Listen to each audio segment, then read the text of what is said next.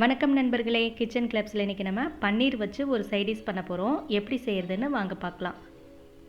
இதுக்கு chilli flakes எடுத்துக்கலாம். கூட தேவையான அளவு மிளகாய்த்தூள், உப்பு சேர்த்து கலந்து விட்டுட்டு நமக்கு எந்த மாதிரி வேணுமோ அந்த மாதிரி பன்னீரை கட் பண்ணி எடுத்துக்கலாம். அதை இந்த மிளகாய் கலவையோட பெரட்டி விட்டு எடுத்து வச்சிடலாம். எல்லா பன்னீரையும் இந்த மாதிரி பண்ணிவிட்டு ஒரு கடாயில் 4 டேபிள் ஸ்பூன் அளவுக்கு எண்ணெய் விட்டுட்டு அதில் இந்த பன்னீர் எல்லாத்தையும் திருப்பி விட்டு பொரித்து எடுத்துடலாம். சில்லி ஃப்ளேக்ஸ் உங்கள் கிட்ட இல்லாட்டி காஞ்ச மிளகாயை மிக்சியில் போட்டு ஒரு 2-3 சுற்று விட்டு எடுங்க. இப்போ நம்ம 2 பக்கமும் பன்னீரை டோஸ்ட் பண்ணியாச்சு. இதை நம்ம தனியாக எடுத்து வச்சிடலாம்.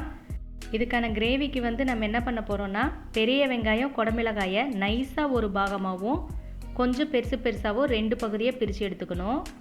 இந்த மாதிரி நைஸாகவும் கொஞ்சம் பெருசாகவும் பண்ணிவிட்டு தக்காளி, பூண்டு, இஞ்சி, முந்திரி, பச்சை மிளகாய் எடுத்துக்கலாம். முந்திரி தண்ணியில் ஊற வச்சு கட் பண்ணி எடுத்துருக்கேன். இப்போ நம்ம எண்ணெயில் பொரிச்சு எடுத்தோம் இல்லைங்களா, அதே கடாயிலையே அந்த எண்ணெய் கூடவே 1 டேபிள் ஸ்பூன் அளவுக்கு வெண்ணெய் சேர்த்திட்டு கூட 1 ஸ்பூன் அளவுக்கு சீரகம், வேணும்னா மிளகு சேர்த்திக்கோங்க, இல்லாட்டி தேவையில்லை. அது கூட இஞ்சி நறுக்கி வச்சுருக்கோம் இல்லைங்களா, அதையும் சேர்த்து விட்டுட்டு அப்படியே கலந்து விட்டுடலாம். இஞ்சி பச்சை வாசம் போனதும் முந்திரி பருப்பு சேர்த்திட்டு அதுக்கப்புறமா பச்சை மிளகாய், பூண்டு இதையும் சேர்த்து வதக்கி விட்டுடலாம். இது கூட தேவையான அளவுக்கு உப்பு சேர்த்து அப்படியே வதக்கி விட்டுட்டு ரொம்ப நைஸாக கட் பண்ணி இருக்கிற வெங்காயம் ஃபஸ்ட்டாக சேர்த்திடலாம். இது சேர்த்துனதுக்கப்புறம் அப்படியே வதக்கி விடுங்க. வெங்காயமோட பச்சை வாசம் போக வதங்கி வந்ததுக்கப்புறமா நைஸாக நறுக்கி இருக்கிற குடமிளகாவை போட்டுடலாம். குடமிளகாயும் நல்லா வதங்கினதுக்கப்புறமா தக்காளி கட் பண்ணியிருக்கோம் இல்லைங்களா, அதை சேர்த்திடலாம். நான் 2 தக்காளி எடுத்திருக்கேன். இதை நல்லா வதக்கி விட்டுட்டு இது கூட மஞ்சள் தூள் 1 டீஸ்பூனும், கரம் மசாலா 1 ஸ்பூன் சேர்த்திட்டு இது கூட நல்லா 1 ஸ்பூன் அளவுக்கு தக்காளி சாஸ் சேர்த்து விட்டுடுங்க.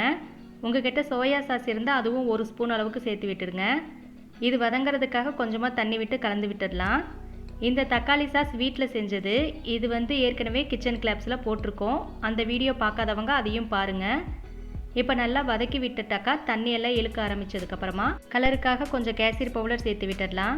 கொஞ்சம் பெரிய சைஸாக நறுக்கி வச்சுருக்கோம் இல்லைங்களா வெங்காயம், குடமிளகாய், அதையும் இதில் சேர்த்துட்டு கொஞ்சமாக தண்ணி விட்டு கலந்து விட்டுடலாம்.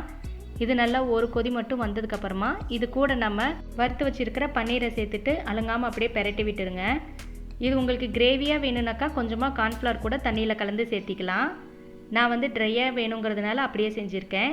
இது கூட நம்ம கசூரி மேத்தி, கொத்தமல்லி தழை தூவி இறக்கிட்டாக்கா ஃப்ரைட் ரைஸ், சப்பாத்தி, நான்கு சூப்பரான சைடிஷ் ரெடி ஆயிடுச்சு. நீங்களும் செஞ்சு பாருங்கள். திரும்பவும் நாம் இன்னொரு ரெசிபியில் சந்திக்கலாம். நன்றி.